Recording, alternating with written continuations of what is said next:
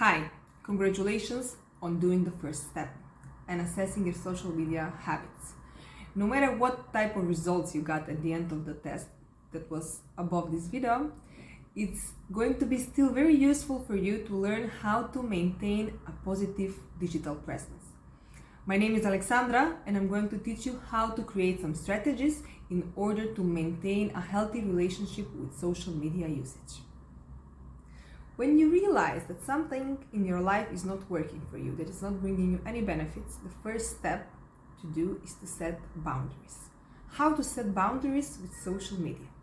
Since we are using social media mostly through our phones that are all the time next to us and all the time available to us, the way to set boundaries is first to create a schedule or to create a time limitations. When you notice that you are mindlessly scrolling through your phone, put a timer. It can be 10 or 15 minutes or even 30, whatever works for you. But when this time is done, be sure that you stop working on your phone and start working something in your real life.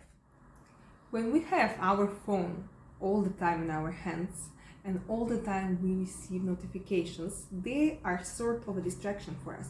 And even if we don't want to use our phone, we get a notification, we take the phone and we start scrolling afterwards. So the next step you can do is to turn off all the notifications that are not important for you.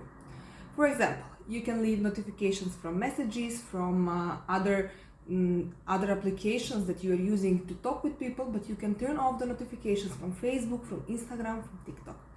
And also consider turning off all notifications when you have something important to do. For example, if you have some specific time when you need to finish some certain task, or before going to bed, or when you really need to focus on anything that requires full attention without any distractions. Next step is to explore different types of activities and hobbies. This can be a new hobby that you're going to find joy while doing it, that you're going to feel excited about doing this hobby, or it can be something old that you used to do and enjoy in the past, but now you don't seem to find any time to do it. For example, it can be drawing or painting, reading books, roller skating, whichever activity works for you.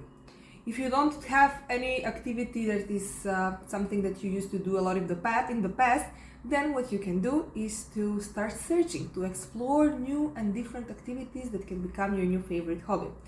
And of course, the next thing is to start joining some local groups or local clubs where you can meet with people and then share the same interest. You can use one application for this, is called Meetup, where you can find different events related to certain types of interest or activities.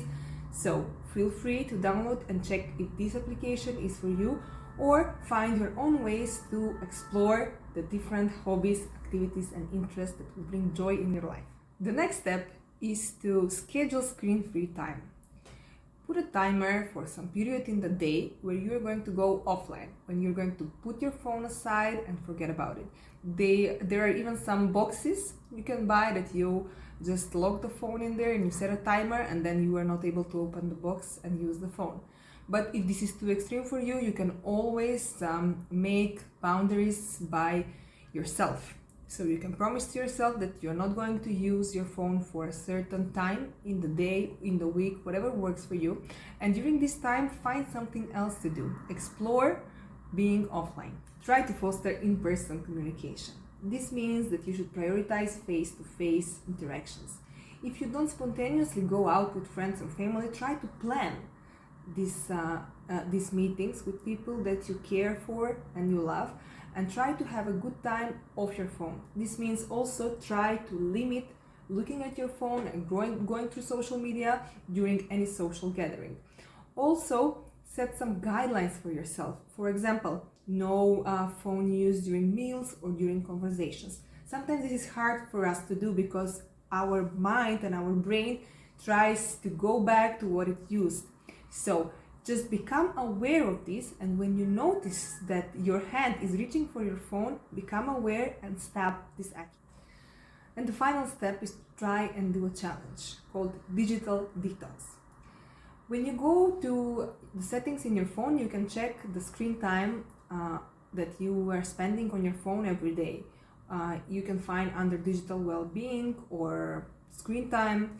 You can just Google how to find it, because for every phone works differently. And once you see how much time you spend on your phone daily, maybe this is going to motivate you and to inspire you to leave your phone and to do a little bit of digital detox. This means to not only be off social media, to not only be off the internet, but to keep your phone away. Maybe you can make a challenge and try to do this for 1 week and see how it works for you. And finally, you can designate certain areas in your home where they're going to be tech-free. This means that you're going to leave your phone. For example, when you go into the bedroom, this room can be no phone zone. But if you have, for example, only your room, if you live with your family and then you have only one room for yourself, then you can designate specific areas. Maybe when you are on the bed, it's going to be no phone, or when you are on your desk, and then you're going to encourage yourself to do something else. Thank you for watching our videos and for staying with us. We hope that we made a difference in your digital presence.